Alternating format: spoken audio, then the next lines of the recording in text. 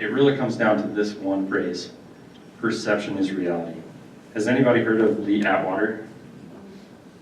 So he was the campaign manager for George W. Bush Sr., and he's the one that coined this term. He fundamentally changed the way that presidential campaigns are run in the US. He wouldn't take a side on a social issue. He would use a social issue as a wedge in society. And instead of saying, hey, you know, we're going to spend money on military stuff, he would say, can the American population afford to increase military spending? And then they would measure what people thought, and they'd take the majority side. Perception is reality. Now, if you were to measure the budget of the government and say, yes, definitively, we know we can, that statistic doesn't matter because the population believes something else. Okay, so that's how he would lead his campaigns. The same thing is with reviews. Let's say you go to a restaurant, it has 4.5 stars, you love it, it's amazing, you leave, you're happy. Do you think your experience at that restaurant would have been different if you would have known 6 months earlier it had been condemned for a rodent infestation? Likely, but you didn't know that, so it doesn't matter. It all matters about what you perceive, the information that is before you, and reviews are the metric that people use in society for almost all buying decisions. So what about reviews of employers? You're getting similar, very influential impacts from reviews. 92% of working Americans consider employee reviews to be important. And about a third of people have not accepted a job offer because of negative reviews. Let that soak in for a minute. It's real, and you can't ignore it. Reviews are just a part of how we decide on things in today's world. And so you need to be a part of the conversation. If you're worried about sending people to those review sites, don't be, because they're already going there. If you don't want to be a part of the conversation, it's still going to happen. So let's take a step back and talk just a second about company culture. So the reputation component is just one part of a culture strategy, but the statistics are undeniable that happier employees will make your business more profitable. That first line, that's legitimate investing advice. If you invest in companies that are on Glassdoor's best place to work list, you will have a higher return on your investment compared to the market. It's been proven, and it's crazy, and it's very real. If you have happy employees, you're going to have more productive employees, less turnover costs, and in return, they're going to take better care of your customers. So it's important to care about your employees. So before we talk specifically about how you can build your reputation plan as an employer, let's look at what a company culture strategy is. So the pie chart over there, it's a bigger thing. The reputation part that we're going to be talking about today is just one piece of a larger strategy that I personally believe every company should have.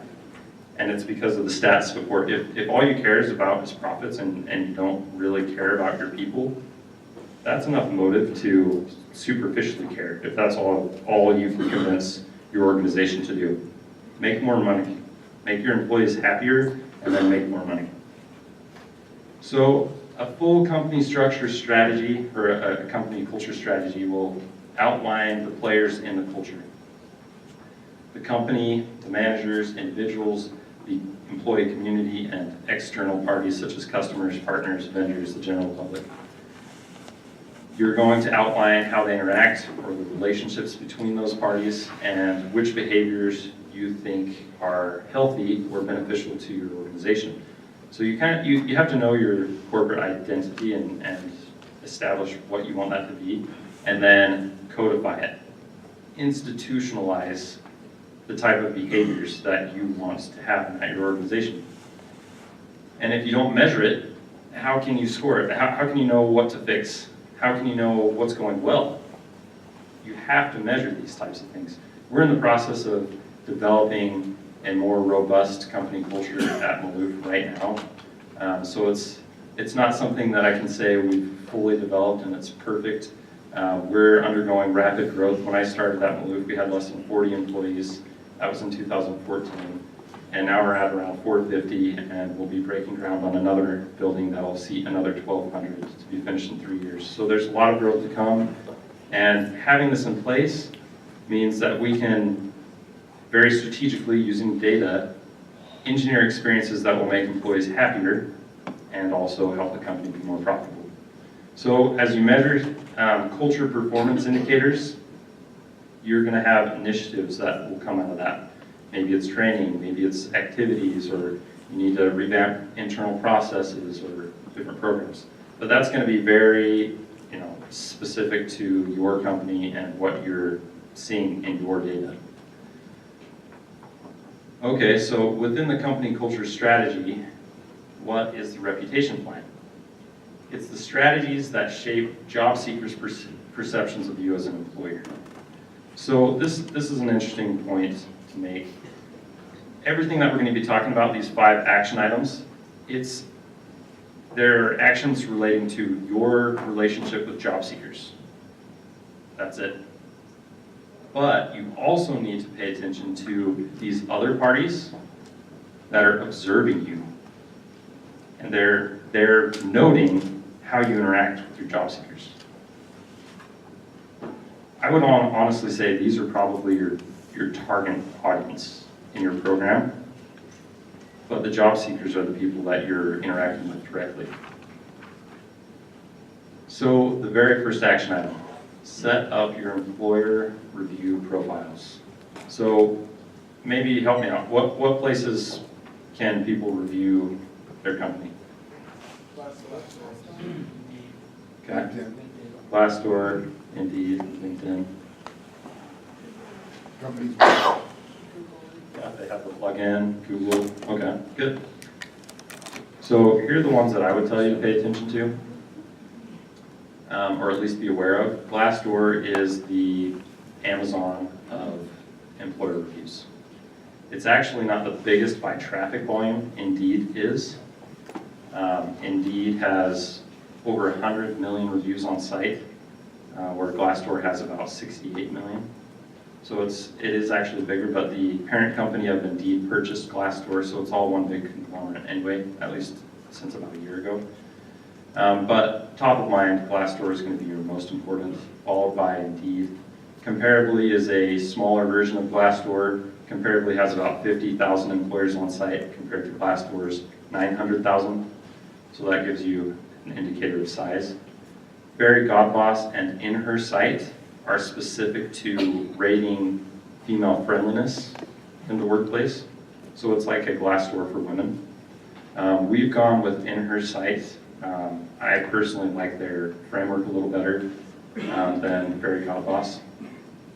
So these ones on this side are very specific to employers, but a lot of people are going to look at Yelp, Google, and Facebook as well. A lot of employees are rating their employers there. Like, oh, I work for this restaurant and they don't treat their employees very well. 1 star on Yelp. That'll cost you 30 customers. That's a nice goodbye present, right? So, yeah, you want to pay attention to these sites.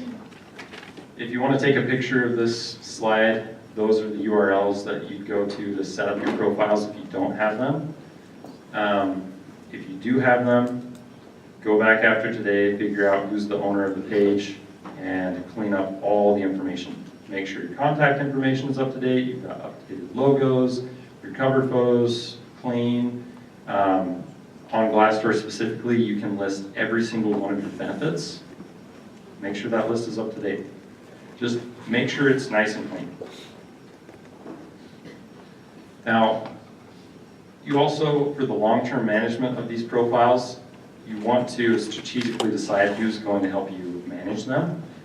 This is how I would look at it. You want someone from like marketing or social to look at managing posts, because at their core, these are basically social media sites. You can post to Glassdoor just like you would Facebook. You can do the same thing on Google. So at Maloof, what we do is if we have a professional post, it will get pushed to a specifically decided list of channels. It's usually Indeed, Glassdoor, LinkedIn, and Google. You may have different content for like Instagram, Facebook. But you want someone from copy to make sure your stuff looks nice, and if you have a brand manager or someone from HR, that's basically what I'm doing, is talking about the strategy for content profile. And then interpreting the feedback in the actual reviews themselves. It'd be nice to have someone from analytics or someone that's your resident Excel wizard. Okay, so right